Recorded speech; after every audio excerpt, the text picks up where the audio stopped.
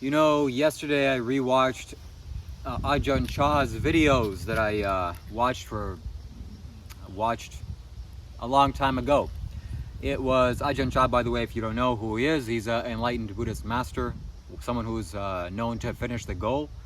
When I say known is because Buddhist monks aren't allowed to claim their accomplishments in meditation. Simply because if a Buddhist monk says, hey, you know, I'm enlightened, I finished, everything is good for me, the regular people are naturally going to go towards him and give him donations and give him food. And the other monks that are not so evolved, they're not really going to pay much attention to them. This is a big problem that the Buddha foresaw. And he said, no monks, no more claiming your accomplishments.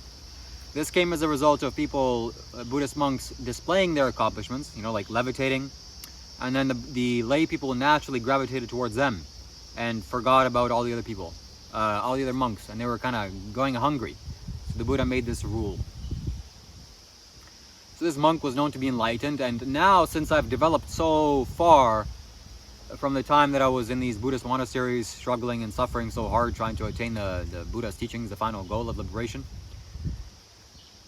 I now see clearly the nature of reality, and more specifically, I see into the nature of human beings. I can judge human beings very accurately, meaning not to say like I'm some sort of little psychologist or anything like that, but I can just see the energy.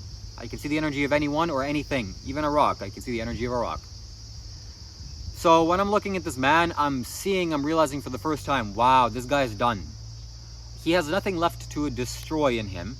He has no more pain, no more suffering. What has happened to him? He's been unwound. He's been unwound. He unwound himself. By the way, I'm not unwound yet. So I can't claim that I'm an Arahant, as his title suggests. Not truthfully or not ethically. Yet, I'm going to make a claim that, you know, what has happened to me is like, I jumped out of a plane without a parachute.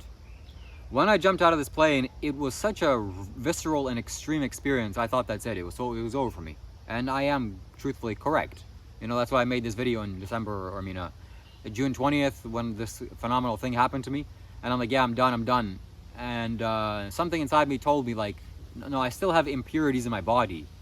But as far as this realization is concerned, that's it. It's over for me. I'm going to splat onto the earth. No questions asked. It's inevitable.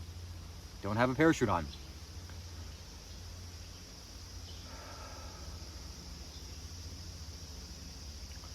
So this Buddhist monk is unwound, and I'm unwinding myself, and I believe January 15th is going to be the last day that I have any kind of troubles within myself, meaning in my solar plexus particularly, because solar plexus is like the chakra of enlightenment, or at least that's where the energy is stored. That's where the majority, or that's like your maintenance center. That's the junction box that holds everything together.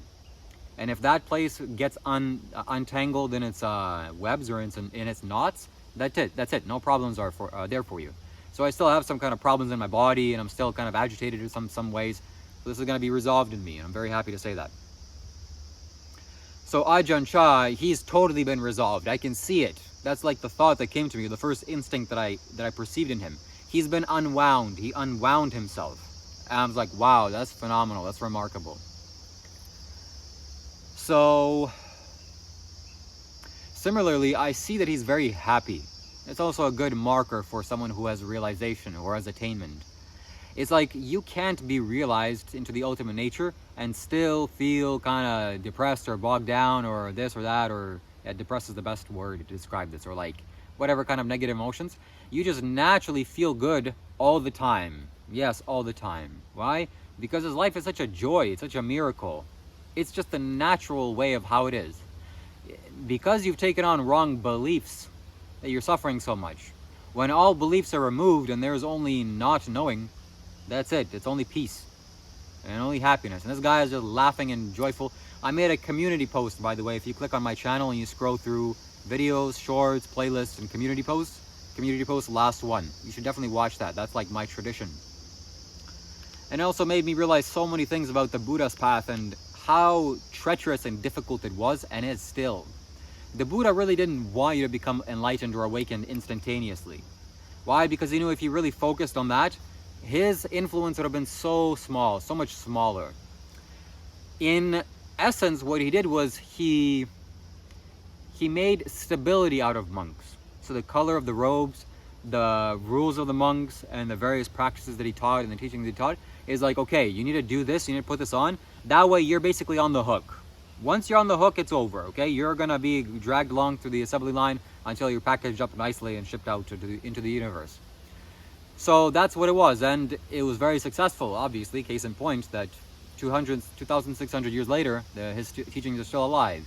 Yet it's not the best way towards enlightenment. It's not the fastest way either. You know, enlightenment is about energy, actually, in essence.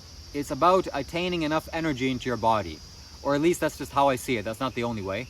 But this body is energy, your chakras are energy, your third eye is energy, and your crown, your sahasrara, is also energy. So if you can implode within yourself, like I did, that experience in June 20th, that's what it was.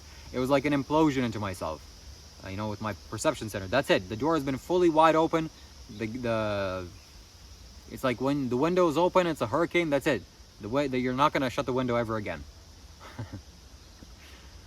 So that's what happened to me. Let me drink some water, and let me continue sharing my ideas with you. Shambho.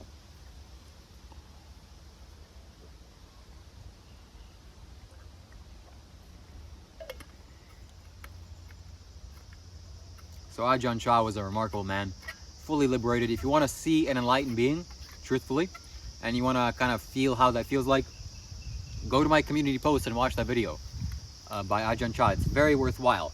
And also make you get a feeling for what the Buddha's Dharma is and the Buddha's dispensation, why it's so favorable and why so many people are attracted to it.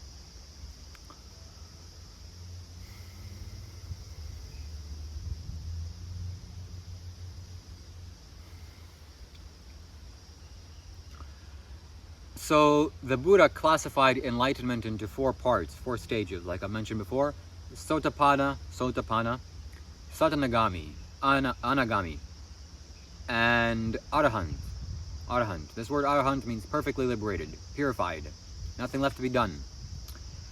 Yet these are just stages of classification towards realization, towards enlightenment, towards realization.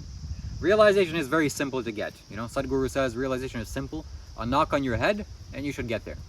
But actually realizing and learning the crux of this life, like what this life is all about, how this works, how this came into being, how this entire existence came into being, what's following after this existence, everything can be known. Everything should be known. So even after enlightenment, this is what I saw also in Ajahn Chah, that he still has work to be done, in essence. Not that his enlightenment can become any higher, he can become more realized. That's not possible. Once the door has been opened, that's it. You can walk through the door clearly and permanently. Yet in his energy, he can still be more. He can learn to master his own chakras. He can learn to master the life energies inside of him. As well as he can learn more about the cosmos and the universe, and more perception can be opened up, and more things could be perceived.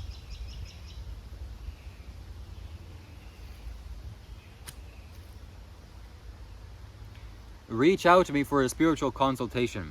The links will be down below, and you can pay for me in exchange for this service through a donation afterwards. Okay? You don't have to pay for me you don't have to pay a donation, but if you choose to, after you found the video helpful, or if you found our conversation helpful to you, I can literally solve all your problems, you can pay for me via donation. Okay? Thank you so much for all the beings that have chosen to donate to me thus far. I truly appreciate you. And that's it. Shambho.